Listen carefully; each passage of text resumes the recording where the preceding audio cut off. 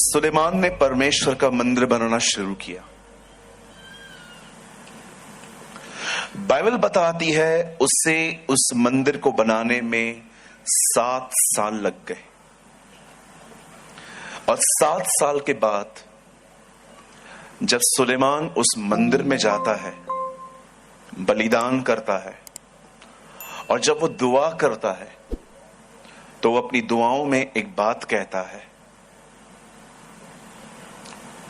वो कहता है, आकाश तेरा सिंहासन है, पृथ्वी तेरे पांव रखने की चौकी है। Heaven is your throne and earth is your footstool. तू कहां रह सकता है? तू इतना विशाल है। वो अच्छे से जानता था जो परमेश्वर है वो मेरे मंदिर में नहीं रह सकता। लेकिन आप जानते हैं वो परमेश्वर जो इतना विशाल है वो कितना नम्र हुआ, आपको पता है? अगर परमेश्वर हमारे बीच में एक राजा बन के आता ना तो भी नम्रता होती, पर बाइबल बताती है वो हमारे बीच में एक इंसान की तरह आया। He was human। इसीलिए यूहन्ना अपनी किताब में कहता है, देखो वचन देहधारी हुआ।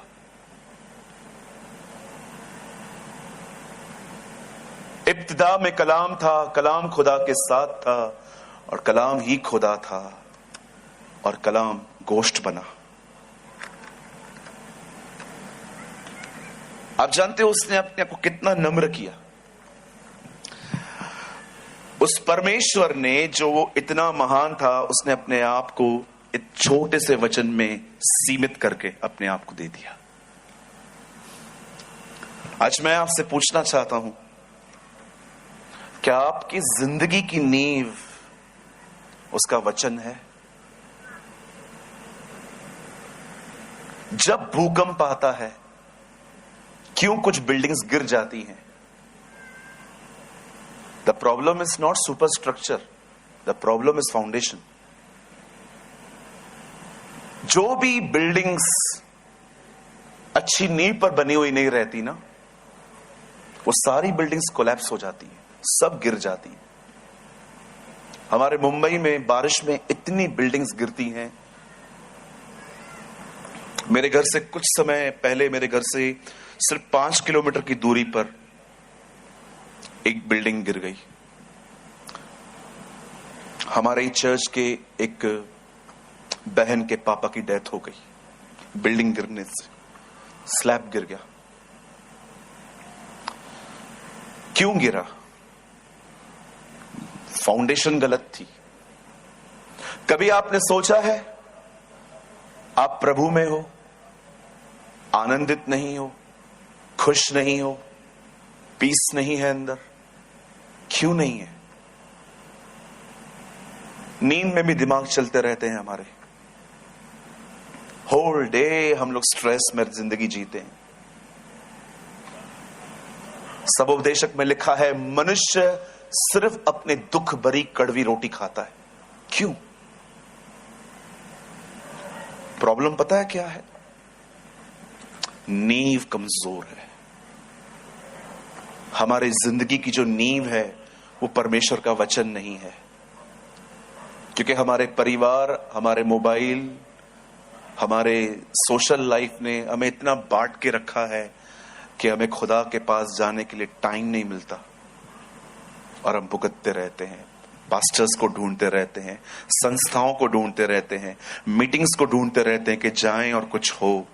मेरे भाइयों, मेरी बहनों, पुराने नियम में परमेश्वर ने इन दिनों के लिए एक प्रतिज्ञा की थी कि मैं अपनी प्रजा का मारा मारा भटकना बंद कर दूंगा। क्यों? क्योंकि मैं उन्हें अपना वचन दूंगा। मैं उन्हें अपना वचन दूंगा। आज मैं आप में से हर एक से पूछना चाहता हूं, क्या आपकी जिंदगी की नींव, क्या ये खुदा का कलाम है? क्यों यीशु ने कहा बुद्धिमान है वो मनुष्य जो मेरी बातों को सुन के उन्हें मानता है? क्योंकि उसने अपना घर चट्टान पर बनाया, आंधी आई, तूफान आया, पर वो घर नहीं गिरा क्योंकि वह घर चट्टान पर बना था। खुदा ने इस कायनात को बनाने के द्वारा, परमेश्वर ने इस दुनिया को बनाने के द्वारा अपने आप को रिवील किया था। आप याद रखिएगा इस बात को हमेशा। परमेश्वर ने इस संसार पे अपने आप को दुनिया बनाने के द्वारा प्रकट किया था, रिवील किया था। और जब परमेश्वर ने इस दुनिया को बनाया तो उसने इस दुनिया को 6 दिनों में बनाया था। और बाइबल बताती है 6 दिन बनाने के बाद उसे 7वें दिन विश्राम किया और उस दिन को ब्लेस किया। और आप सभी जानते होंगे, लॉन्ग स्टोरी शॉर्ट, मैं बड़ी कहानी को छोटा कर रहा हूं, कि परमेश्वर ने कैसे 6वें दिन पर एक मनुष्य बनाया जिसका नाम आदम था। परमेश्वर ने उसके लिए एक सहायक बनाई जिसका नाम हवा था। ये हवा नाम उसे आदम ने दिया था, लेकिन परमेश्वर ने उसका नाम हवा नहीं, सहायक रखा था। हवा के 2 नाम थे। उसके हस्बैंड ने उसे नाम दिया था ईव, लेकिन परमेश्वर ने कभी उसका नाम हवा नहीं रखा। परमेश्वर ने उसे सहायक कहा था कि ये तेरी सहायक है। बाइबल बताती है जब परमेश्वर ने इंसान को बनाया, उसके बाद उसने उसे वहां से उठाकर अदन के बाग में रख दिया कि वो उसमें काम करे और उस बाग की रक्षा करे।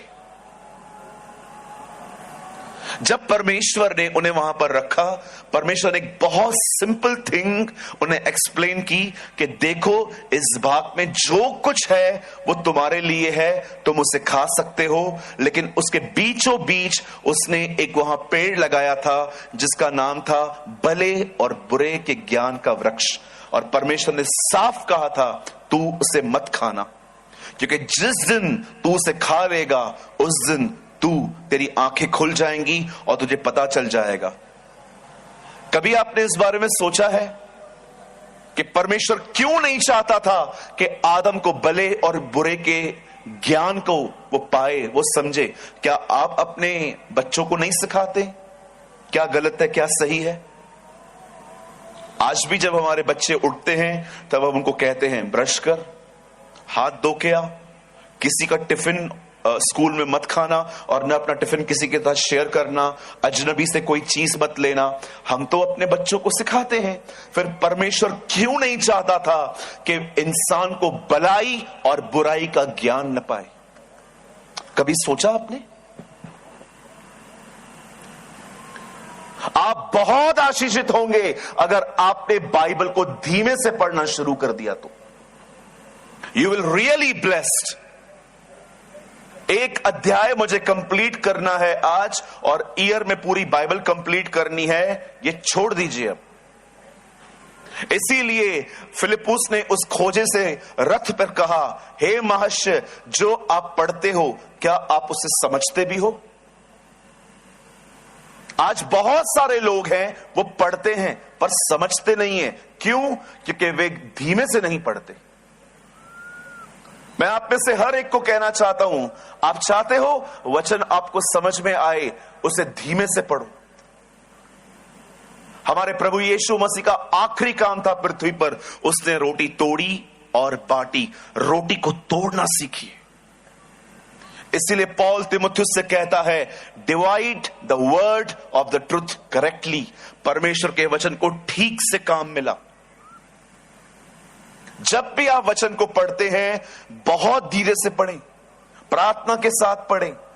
आपके घर में टीवी चल रही है, बच्चे मजाक कर रहे हैं, वहां से उठ जाइए, एक ऐसा स्थान पकड़िए जहां पर कोई नहीं है, जहां शांति है, और आराम से याद रखना हमेशा इस बात को, बाइबल पढ़ी नहीं जाती। बाइबल इसलिए दी गई है ताकि हम परमेश्वर को सुन सके, खुदा को सुन सके। एक दिन एक धनवान मर जाता है और वो नरक चला जाता है। लाजर मर जाता है, वो स्वर्ग चला जाता है। जब धनवान ने उसे देखा कि वो इब्राहिम के साथ है तो कहता है, हे पिता इब्राहिम, इस लाजर को बोल मेरे घर जाए और मेरे परिवार को संदेश दे कि हां, नरक नाम की एक चीज है और वो बचे। इब्राहिम कहता है नहीं, कोई नहीं जाएगा। उनके पास किताबें हैं, वहां पर नहीं लिखा है उन्हें पढ़ें, लिखा है सुने। बाइबल सिर्फ पढ़ने के लिए नहीं दी जाती, बाइबल इसलिए दी गई है ताकि उसे पढ़कर सुना जा सके कि खुदा क्या कहना चाहता है।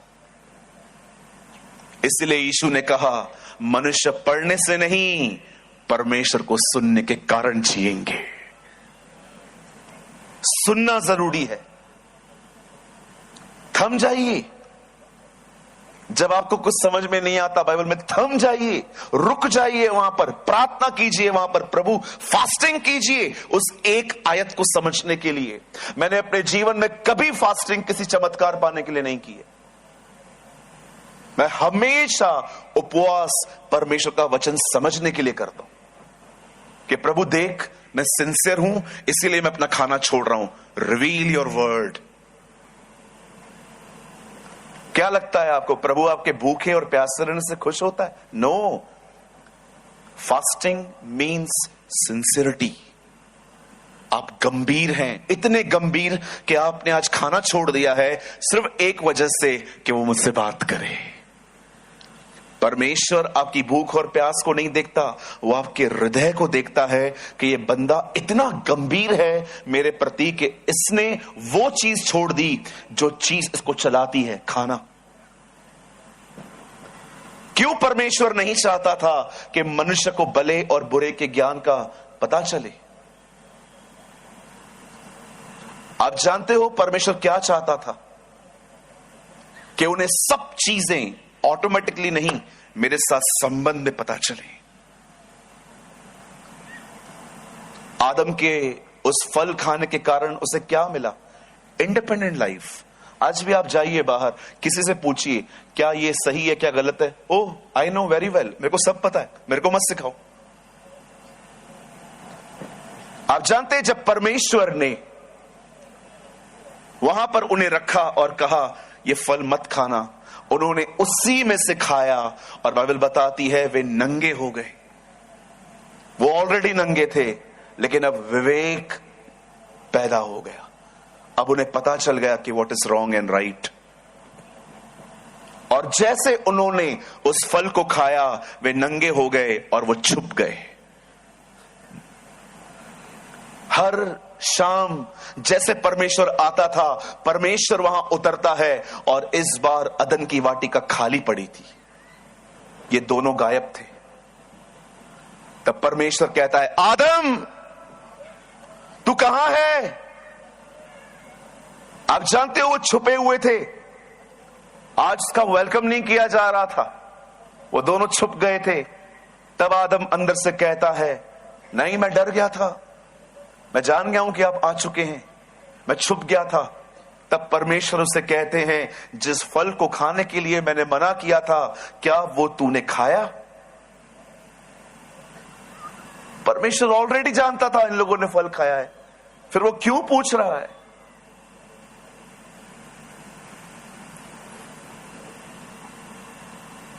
मेरे भाइयों, मेरी बहनों, हमेशा याद रखें, God never demand holiness, He always demand honesty. परमेश्वर कभी मनुष्य से पवित्रता की मांग नहीं करता, नेवर।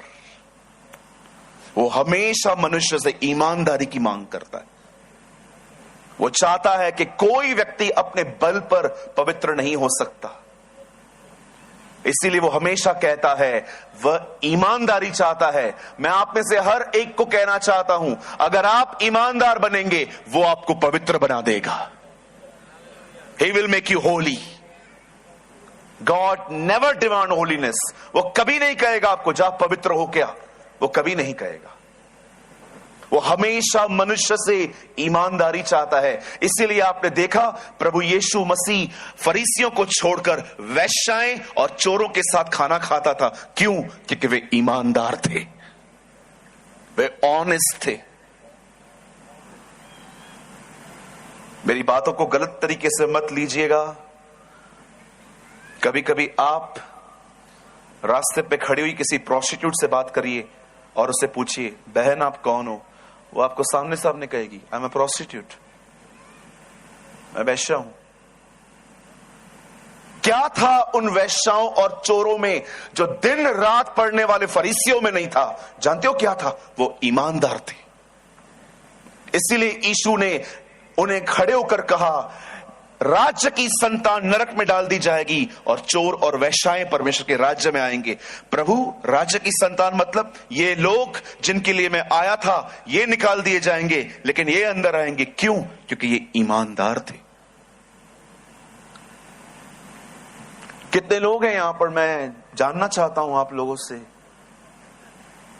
कि अगर पब्लिकली भी आपको अपना पाप मानना पड़ता है कि हां मैं गलत हूं, आप मान लेते? खुदा के सामने हर कोई ईमानदार है, हर कोई कमरा बंद करके अपने गहरे गंदे गुनाहों को, पाप को मान लेता है। लेकिन कभी कभी पब्लिकली आपसे पूछा जाए, क्या आपने ये किया?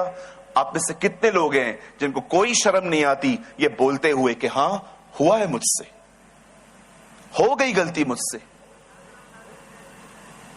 God demand honesty. आप मानते हैं? खुदा के सामने ईमानदार होना बहुत आसान है। कमरा बंद करो, कौन देख रहा है? लेकिन जब मनुष्य के सामने पाप मानने की बारी आती है तो हमें डर लगता है, मेरी इमेज खराब हो जाएगी, मुझे इज्जत नहीं मिलेगी, मुझे लोग आत्मिक नहीं समझेंगे। अरे हु केयर्स, लोग हमें क्या समझते हैं? अरे मैं आपको सच कहता हूं, अपना पाप खुदा के सामने मानना सीखिए, आप वहां से आदर कमाएंगे। परमेश्वर आपको आदर देगा। God is a God of honest people. इसीलिए शाऊल को हटा दिया गया, दाऊद पाप के बाद भी राजा बना रहा। क्यों? क्योंकि वो ईमानदार था। जब परमेश्वर ने देखा कि इस बंदे को कहा, क्या तूने वो फल खाया? उसने कहा, नहीं, इस औरत ने मुझे खिलाया है। आपने जो पत्नी दी थी, पहला पाप आपने किया, आपने मुझे दी। First is your problem. आप पढ़ के देखिए, वहां लिखा है तूने जो पत्नी दी, पहले आप गलत हो। मैंने मांगी थी क्या? आपने दी ना। What a man. आज दो बच्चे हो ना घर में, दोनों फेल होके आए, अब एक से पूछो रिजल्ट बता, बोलेगा ये भी फेल हुआ है। दो बच्चे होते ना, फेल होके आएंगे, आप पूछो एक से, तेरा रिजल्ट क्या आया? पहले इससे ये फेल हुआ है। आप अपने बारे में बताओ ना। कभी कभी बच्चों को बोलो, चल बेटा प्रार्थना करते हैं। हाँ हाँ चलो प्रार्थना करते हैं। बोल बेटा मैं पापी हूं। बोलते हैं हम पापी हैं। नो नो नो, बोल मैं पापी हूं। बचपन से हम स्ट्रगल करते हैं ऑनेस्ट बनने के लिए। Are you honest? कभी कभी घर में कोई गुस्सा करता है, उसको समझाएंगे ना, अरे तू इतना गुस्सा क्यों करता है? मैं नहीं करता, ये दिलाता है मुझे। वाह। एक भाई व्यभिचार में गिरता था, एडल्ट्री में। एक दिन वो मेरे पास आया, बोलता है प्रार्थना करो। मुझे लगा वो इतना ईमानदार है कि मुझे कहेगा मेरे लिए प्रार्थना करो कि मैं अपनी गंदी अभिलाषाओं पर जय पाऊं। मैंने कहा हाँ ब्रदर, क्या प्रार्थना करूं? बोलता है प्रार्थना करो बहनें अच्छे कपड़े पहने। मैंने कहा यार इतने मैंने कहा तू अपने लिए प्रार्थना नहीं करवाने आया? नहीं मैं ठीक हूं, ये ऐसे कपड़े पहनती हैं कि मेरा ध्यान जाता है। इतने ईमानदार लोग हैं हमारे पास, कुछ दिखता ही नहीं है इन लोग को अपने आप में। सब ये गलत है, ये गलत है, ये गलत है, वो गलत है, ये गलत है। अब सही है? हाँ जी। परमेश्वर ईमानदार लोगों को पसंद करता है। जब आदम ने कहा इस औरत ने मुझसे पाप करवाया है, इस बहन ने मुझे दिया फल इसलिए मैंने खाया, 45% आपकी गलती, आपने मुझे औरत दी, 45% इस औरत की गलती, इसने मुझे फल दिया, 10% मैं गलत हूं। मैं मानता हूं, लेकिन 10% हूं मैं खाली। जब परमेश्वर ने देखा ये बंदा ईमानदार नहीं है, याद रखिएगा, मनुष्य पाप करने के कारण अदन के बाग से नहीं निकला, मनुष्य ईमानदार न होने के कारण निकाल दिया गया। आप याद रखिए, परमेश्वर को आपसे, आपके पाप से अधिक पता है आपको किस बात की प्रॉब्लम है। खुदा को आपके डिसऑनेस्ट नेचर से। एक दिन जब शमूएल शाऊल से मिलता है और कहता है तेरा राज्य ले लिया गया, God is never unfair at any time. परमेश्वर कभी अनफेयर नहीं हो सकता। वो हमेशा लोगों को बताता है कि वो उन्हें क्यों हटा रहा है। जानते हो, जब शाऊल को उसकी पदवी से हटाया जा रहा था, तब शमूएल ने उसे क्या कहा? वो उसे कहता है, क्या हठ और मूर्ति पूजा एक समान पाप नहीं है? शाऊल, तू इसीलिए निकाला जा रहा है क्योंकि तू ईमानदार नहीं है, तू जिद्दी है। अगर आप नहीं जानते हैं तो एटलीस्ट आज आप जान लीजिए, अगर आप एक जिद्दी व्यक्ति हैं, अपने आप को सभी साबित करने वाले व्यक्ति हैं, कुछ भी हो जाए मैं साबित करूंगा मैं सही हूं, आपको मैं बताना चाहता हूं, आप जीवन में बहुत कुछ खो दोगे। You will loss so much. नम्र बनिए, अपने पाप को मानना सीखिए। अगर कोई आपको कहता है आप गलत हो, ठीक है, मैं हूं गलत, क्या इशू है? क्या होगा? मेरे यहां पर देखिए क्या होगा। कुछ लोग आपकी इज्जत कम करेंगे, इट्स कंप्लीटली ओके। फिर क्या हुआ अगर कम करेंगे तो इज्जत मेरी? अरे ये तो सोचो कि आप खुदा के करीब बने रहोगे, आप परमेश्वर के नजदीक बने रहोगे।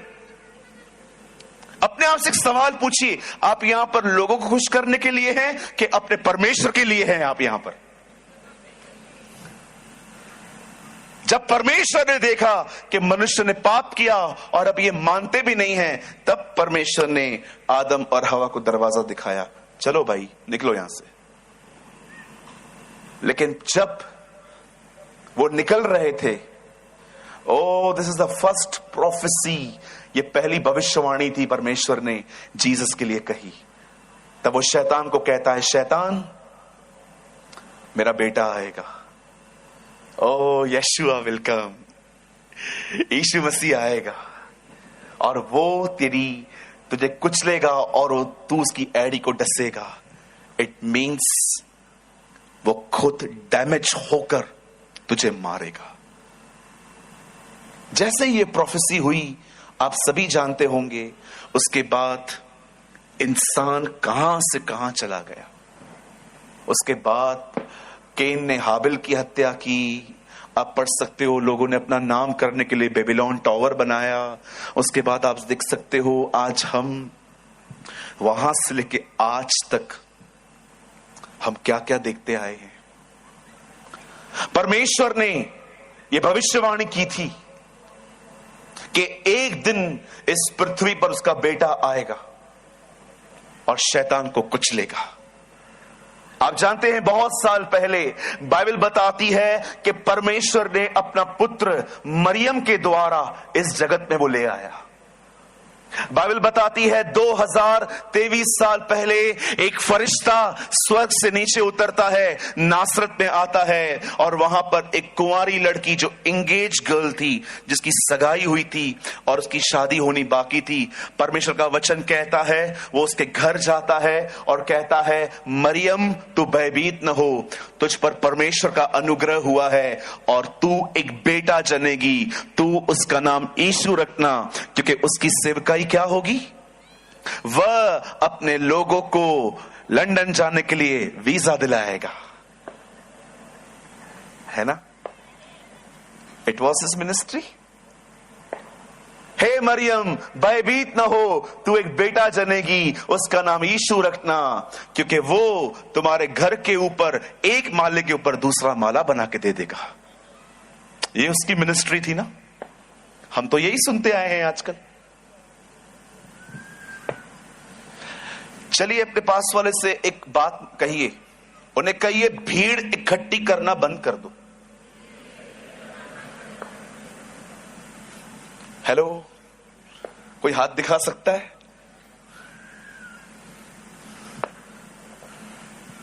ये जो मैसेजेस होते हैं ना, ये भीड़ इकट्ठी करने की बातें होती हैं।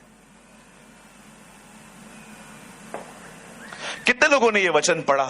तू उसका नाम यीशु रखना, क्योंकि वह अपने लोगों को अमेरिका जाने के लिए ग्रीन कार्ड दिलाएगा। है ना? आप ये सुनते आए हैं ना?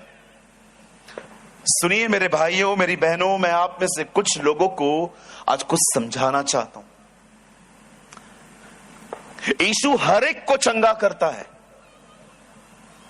यीशु बहुतों में से दुष्ट आत्मा निकालता है। यीशु कोढ़ियों को शुद्ध करता है। लेकिन याद रखना, यीशु के आने का कारण ये नहीं है। ये वो देता है, सब देता है, क्योंकि वो खुदा है। लेकिन मैं आप में से हर एक को, यहां से लेके एंड तक, उस तंबू तक जितने लोग बैठे हुए हैं, मैं आप में से हर एक को बताना चाहता हूं, यीशु मसीह इस दुनिया में हमारे सिर्फ रुके हुए काम पूरे करने के लिए नहीं आया। बाइबल बताती है वो हमारे गुनाहों को बचाने और हमारे गुनाहों को क्षमा करने के लिए आया। That is the main reason of Jesus. आपको यह पता होना चाहिए कि आपका परमेश्वर क्यों आया। आप सब कुछ पा सकते हैं, पर आप में से किसी की भी, आई एम सो सॉरी मैं ये वर्ड्स यूज कर रहा हूं, मुझे पता है आपको अच्छे नहीं लगेंगे ये वर्ड्स, मुझे भी अच्छे नहीं लगते हैं, लेकिन मेरे पास फिलहाल यही वर्ड है। याद रखना, हम में से किसी की औकात नहीं है यहां पर उद्धार खरीद करने की। हमारी हैसियत नहीं है कि हम अपने सैल्वेशन को खरीद कर सके। परमेश्वर जानता था कि उद्धार इतना महंगा है कि कोई उसे खरीद नहीं सकता, इसीलिए उसने उसे मुफ्त कर दिया। उसने उसे मुफ्त कर दिया। आप एक बिल्डिंग बना सकते हो, आप एक घर बना सकते हो, आप सब कुछ कर सकते हो। मैं आप में से हर एक से पूछना चाहता हूं, अपने पाप माफ करके दिखाओ। अपने बदन के अंदर, ब्लड के अंदर जो स्वभाव है पाप का, उसमें से बाहर निकल के दिखाओ। अपने गुस्से पे कंट्रोल करके दिखाओ। अपनी आंखों को गंदी चीजों को रोकना, ये करके दिखाओ। परमेश्वर जानता था मनुष्य सब कुछ कर सकता है, पर वो कभी अपने उद्धार के प्रति वो दाम नहीं चुका सकता।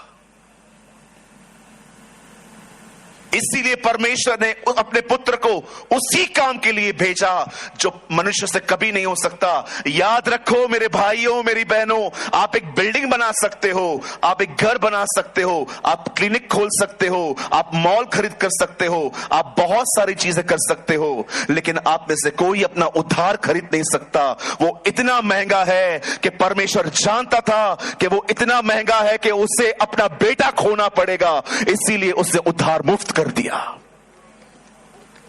वो जानता था। यीशु मसीह आपके बंगले बनाने के लिए नहीं आया है। यीशु आपको वीजा दिलाने के लिए नहीं आया है।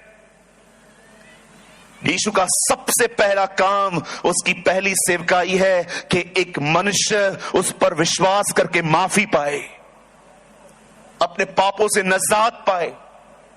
आज देखिए इस गेट के बाहर लोग सल्वेशन पाने के लिए क्या कुछ नहीं करते हैं।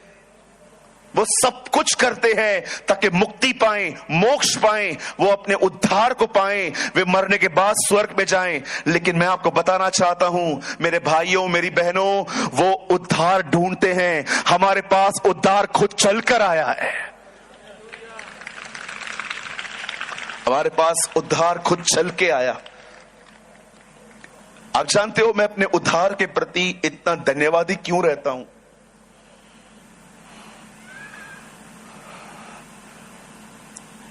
ऐसा कोई नशा नहीं है जो मैंने अपने बदन को नहीं दिया था। ऐसा कोई काम नहीं है इस दुनिया में जो मैंने नहीं किया था। मैं अपने पास्ट को बहुत अच्छे से जानता हूं। मैं बहुत अच्छे से जानता हूं कि मैं किस तरह का बंदा था। एक नंबर का व्यभिचारी, चेन स्मोकर, मां बाप का अनादर करने वाला, औरतों को बुरी नजर से देखने वाला, हर लाइन में गाली,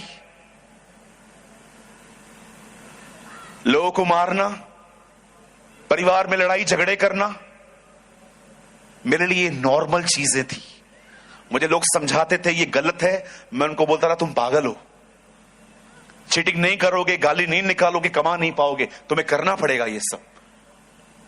लेकिन जब मैं यीशु में आया, ये मेरी गवाही है, इट्स माय टेस्टिमनी, जब मैं प्रभु में आया, मैं आपको सच कहता हूं, मुझे यीशु के चमत्कारों ने इतना अट्रैक्ट नहीं किया, मुझे प्रभु यीशु मसीह के बलिदान ने अट्रैक्ट किया था।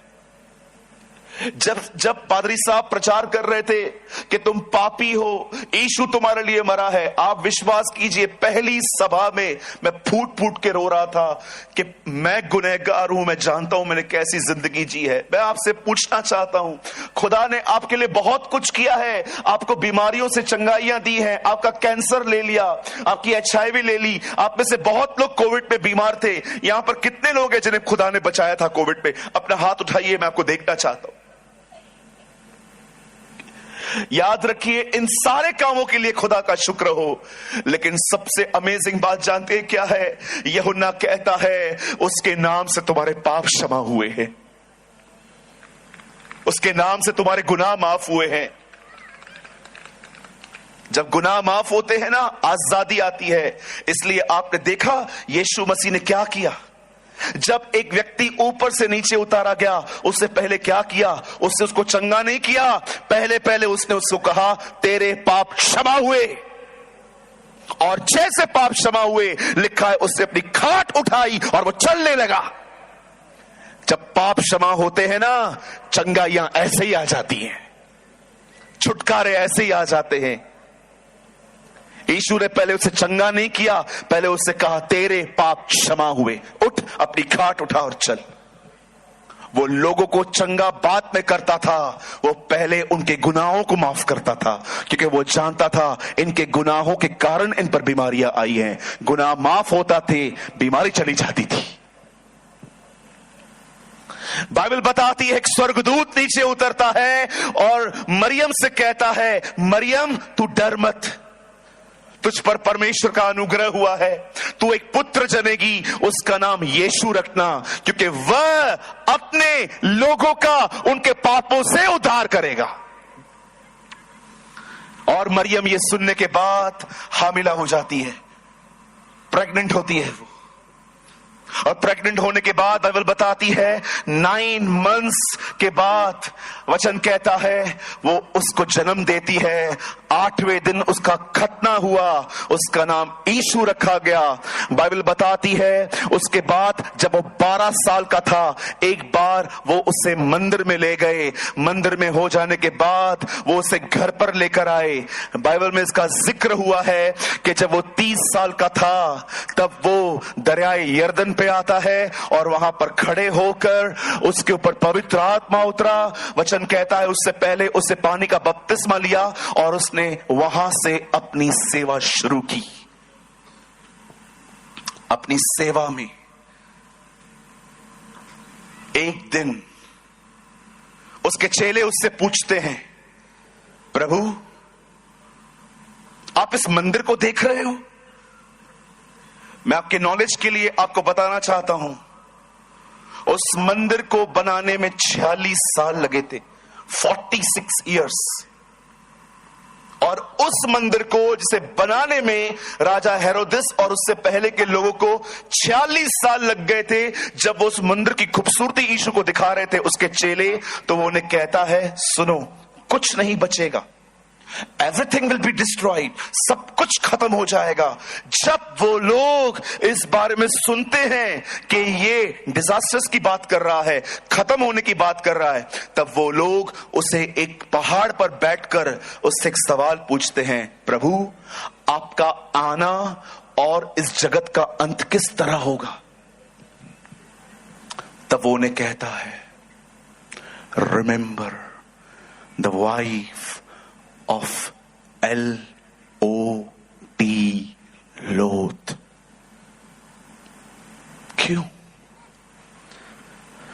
क्यों अंतिम पीढ़ी को इस बहन को याद रखने के लिए कहा गया? जानते हैं क्यों? बाइबल में क्या और औरतें नहीं थी?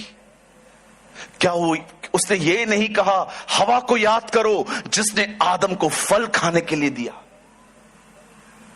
वो ये नहीं कहता पोतीफर की पत्नी को याद करो जो यूसुफ को पाप पे घसीट रही थी? उसने नहीं कहा इजबेल को याद करो जो प्रभु के नबियों को मारती थी? उसने नहीं कहा दलीला को याद करो कैसे वो शिमशोन के बालों को काट के चली गई? क्यों उसने कहा लूत की पत्नी को याद रखो? क्यों? खुदा क्या और औरतें नहीं है? और भी थी जो बड़ी दुष्ट थी, पर आपने ऐसा क्यों कहा कि लूत की पत्नी को ही याद करो? हवा ने पाप किया, पोतीफर की वाइफ यूसुफ को व्यभिचार करने के लिए घसीट रही थी। आप पढ़ के देखिए, इजबेल जो थी वो प्रभु के नबियों को मारती थी। आप पढ़ के देखिए, इवन नए नियम में हेरोदिस राजा की जो उसकी हेरोदिया थी वो भी दुष्ट थी, पर प्रभु ने किसी औरत का नाम नहीं लिया। उसने कहा रिमेंबर द वाइफ ऑफ लूत। क्यों हम इन अंतिम दिनों के लोगों को यह कहा गया है कि इस औरत को याद रखो? क्या किया था उसने ऐसा? और जब मैंने अध्ययन किया, स्टडी की, महीनों स्टडी की इस बहन के लिए, तब मुझे दूसरों का नहीं पता है, मुझे उसका कैरेक्टर खुद में दिख रहा था। मैंने कहा प्रभु दूसरों को क्या प्रचार करें, हम ही ऐसे हैं। जानते हो उस बहन ने क्या किया? कलाम कहता है पुराने नियम में जब परमेश्वर इब्राहिम को चुनता है, इब्राहिम के भतीजे का नाम था लूत।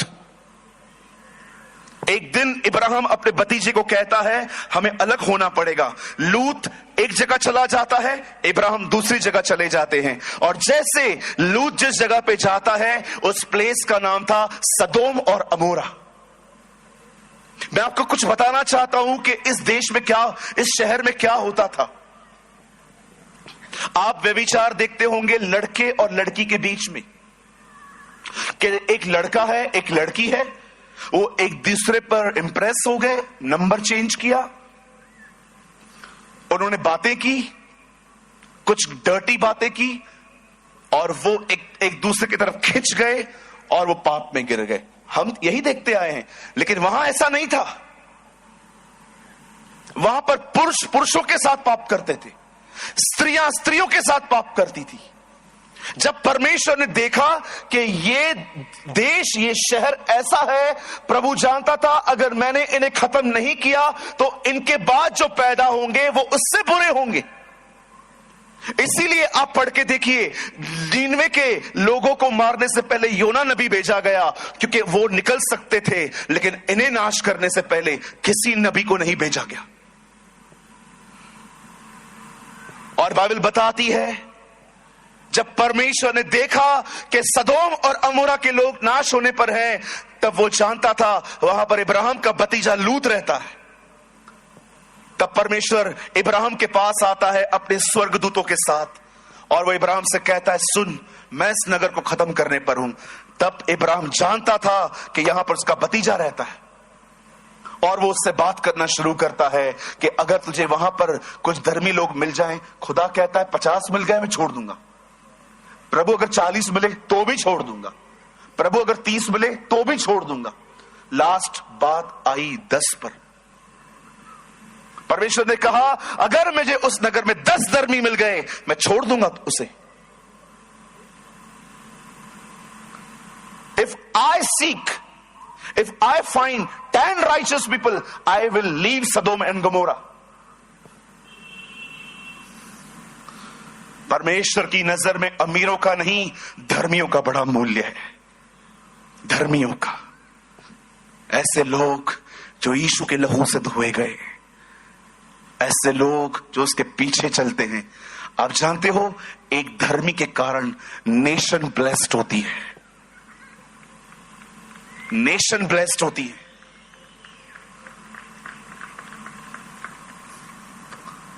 आखिर परमेश्वर नहीं माना। 3 लोग मिलने आए थे इब्राहिम से, कुछ लोग कहते हैं ये पिता पुत्र पवित्र आत्मा है। खैर, ये आपका मानना है, मैं नहीं मानता। मुझे ऐसा लगता है कि बीच वाला व्यक्ति यीशु मसीह है और दो लोग हैं, जिब्राइल और मिकाइल, क्योंकि वो स्वर्गदूत थे। इब्राहिम परमेश्वर के साथ रह लेता है, लेकिन वो दूत सदोम और अमोरा में एंटर करते हैं। और जैसे लूत उन्हें देखता है, लूत उन्हें वेलकम करता है, हे खुदा के लोगों, तुम आए हो, चलो मेरे घर पे। जैसे ही वहां के दुष्ट लोग उन्हें देख लेते हैं, रात भर तो वो वहीं पर थे, सुबह आके लूत के घर पे जमा हो जाते हैं और लूत को कहते हैं, लूत उन लोगों को निकाल बाहर जो तेरे घर पे आए हैं। लूत कहता है, दोस्तों उनके साथ कुछ मत करो, अतिथि हैं वो, मेहमान होके आए हैं, मेरी लड़कियों को ले लो। उन्होंने कभी किसी पुरुषों का मुंह नहीं देखा है, तुम उन्हें ले लो, पर इनके साथ कुछ मत करो। जानते हो ये दुष्ट पशु क्या बोलते हैं? जानवरों के स्वभाव वाले। नहीं, हमें वो लड़के चाहिए, हमें उनके साथ व्यभिचार करना है। ये कारण था। और यहां देखिए सब, आप जानते हैं यही पाप इन दिनों में ग्रो कर रहा है। ये पाप इन दिनों में ग्रो कर रहा है।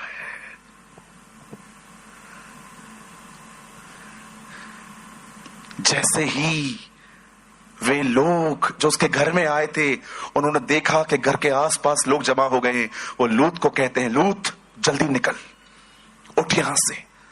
जैसे तुम इस यहां से बाहर आओगे, पीछे मत देखना, जैसे पीछे देखोगे नाश हो जाओगे। बाइबल बताती है लूत अपने परिवार, अपने बेटी, अपने दामाद, अपनी पत्नी के साथ जैसे ही बाहर निकल रहा था, सामने पहाड़ था और उसे वहां भागना था। सब आगे देख रहे थे, पर जैसे लूत की बीवी ने पीछे देखा, वो नमक का खंबा बन गई, वो जम गई वहां पर। यीशु मसीह हम लोगों को कहता है, लूत की पत्नी को याद रखो। क्यों प्रभु, क्यों याद रखूं मैं? मेरे भाइयों, मेरी बहनों, मैं आप में से हर एक को जो यहां पर बैठे हैं, चाहे आप बच्चे हैं, चाहे आप जवान हैं, चाहे आप बूढ़े हैं, मैं बड़ी विनम्रता से आप में से हर एक को यह सत्य बताना चाहता हूं। बड़े ध्यान से सुनिए। आज से बहुत साल पहले परमेश्वर ने एक परिवार को कहा, मैं ये नगर नाश करने पर हूं, यहां से बाहर निकलो, उस तरफ चले जाओ। पर जैसे ही उस परिवार के एक सदस्य ने पीछे देखा, वो नमक का खंबा बन गए। वैसे ही मैं आपको बताना चाहता हूं, दुनिया 2050 प्लान कर रही है, 2023-50 में क्या होगा, 2360 में क्या होगा। लेकिन आप हमेशा याद रखिएगा, उन्हें नहीं पता है, लेकिन हमें पता है कि बहुत जल्द हमारा परमेश्वर इस पृथ्वी पे वापस लौटेगा। ये उन्हें नहीं पता है, ये कलीसिया को पता है।